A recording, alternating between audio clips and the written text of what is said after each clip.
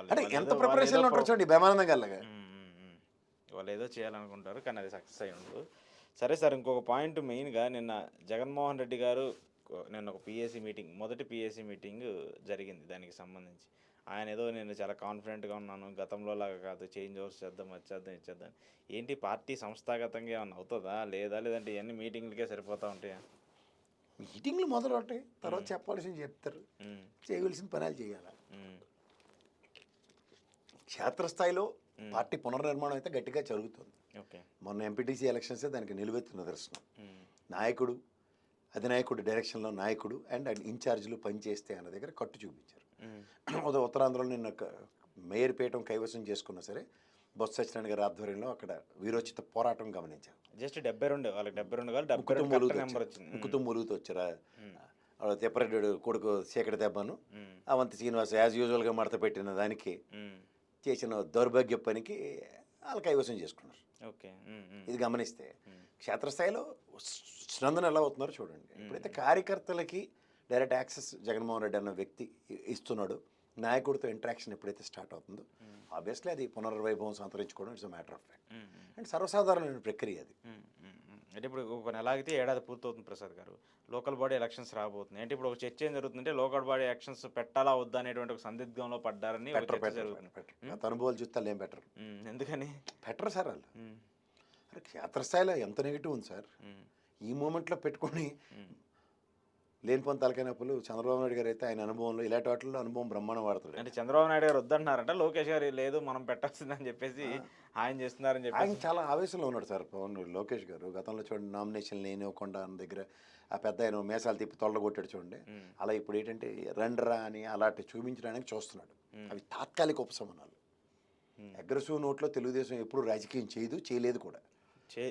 First of all ఆ type of genre కాదు. ఆ జోనర్లోకి బలవంతం నెట్టబడుతుంది.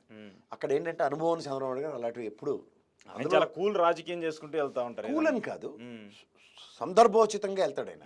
అలాంటి దగ్గర ఇది పెట్టి మనం భావావేశాలతో రెచ్చగొట్టి వెళ్దాం అన్న దగ్గర అవన్నీ బ్యాలెట్ పేపర్లు.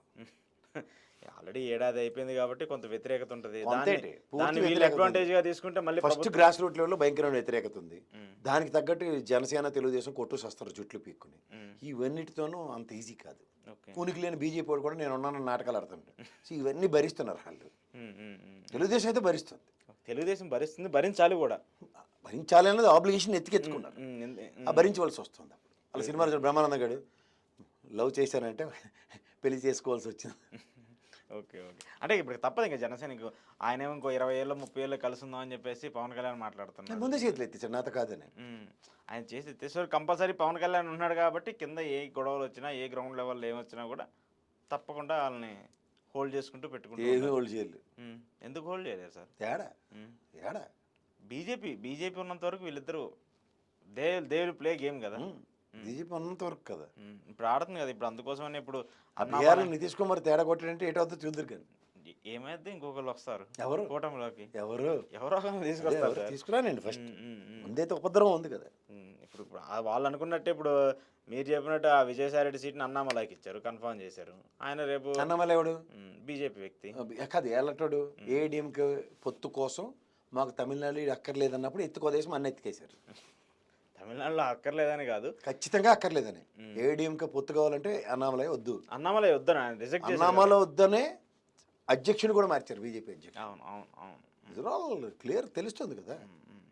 అంటే ఏంటి సార్ తమిళనాడు ఎలక్షన్స్ మీద మీ ప్రొజెక్షన్ ఏమన్నా చెప్పగలరా? వాళ్ళంత మనలాంటి ఎర్రిమాలోకాలు కాదు. వాళ్ళు ఐదర్ డిఎంకే ఆర్ ఏడీఎంకే. కాంగ్రెస్ బీజేపీలు వచ్చి అక్కడ తొల్లగొట్టేస్తామంటే వాళ్ళు ఎర్రిమాలోకాలు అయితే చచ్చినా భరించారు. వాళ్ళు భరిస్తే వాళ్ళకన్నా మనతో పాటు దైద్యం వాళ్ళకి పెట్టింది అనుకోవాలి, అంతకన్నా ఇంకేం లేదు. ఎందుకంటే అక్కడ బీజేపీ అలయన్స్ అవ్వటం వల్ల స్టాలిన్కే అడ్వాంటేజ్ అని చెప్పేసి కొన్ని సర్వేలు ఖచ్చితంగా. ఎందుకంటే వాళ్ళ లోకల్ పవర్ని ఎప్పుడు మిస్యూజ్ చేసుకోవాలి. సార్ మీకు మళ్ళీ చెప్తున్నా, మనకన్నా హిందుత్వాన్ని దైవచింతన ఎక్కువగా ఎంఫసైజ్ చేసేది తమిళ్. మనం కూడా అక్కడి నుంచి వచ్చిన వాళ్ళమే.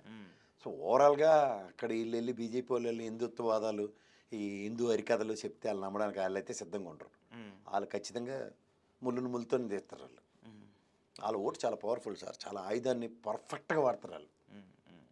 అందులో 2 రీజనల్ పార్టీలని ఒకదాంతో ఒకటి ముడిపెట్టి ఎప్పుడు రాజకీయాలు చేరాలి. వాడే వీడే. ఇప్పుడు ఈసారి చూడండి డిఎంకే కూడా ప్రజల నాడిని పసిగట్టగలిగింది. ఏ డిఎంకే ఏ అయితే సంక్షేమ పథకాలు ఇచ్చిందో జయలలిత దాన్ని కంటిన్యూ చేసాడు స్టాలిన్. అవును, వాటిని ఎక్కడా కూడా రిజెక్ట్ చేయలేదు. ఎక్కడా ప్రజలను కష్టపెట్టే కార్యక్రమం చేయడు. ఈ మనోళ్ళు క్యాన్సిల్ జగన్మోహన్ రెడ్డి మీద కడుపు మంటతో వీళ్ళు చేస్తున్న పనులకి ఏమవుతుంది? ఇది ప్రజలకు ఎప్పుడు కన్సిస్టెన్సీ వాళ్ళు అప్పుడు ఆలోచించవలసిన విషయం ఉంటుంది. What side of governance has been delivered. Okay, ఈ అవకాశం ఎప్పుడు తమిళనాడు ప్రజలకు ఉంటుంది. సో అందుకోసమనే వాళ్ళు అభిప్రాయ విభేదాలు అట్ ద కాస్ట్ ఆఫ్